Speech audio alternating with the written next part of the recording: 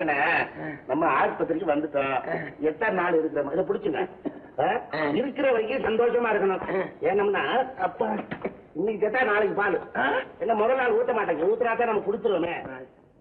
ஆடு கோழி மீன் எல்லாம் இருக்குல்ல. சாதம் கூட நல்லா இருக்குல்ல. சும்மா சொல்லக்கூடாதுங்க. அப்பா இப்பதான் என்னுடைய ஆசை நிறைவேறும். பிரத்யேக உதவி செய்யணும்னு நினைச்சேன். வேற ஒண்ணும் இல்லை. அன்னைக்கு வளர்ந்துதான் சின்ன வாயி உருண்டை பெருசா இருக்குது. இருங்க சிரிச்சாங்க.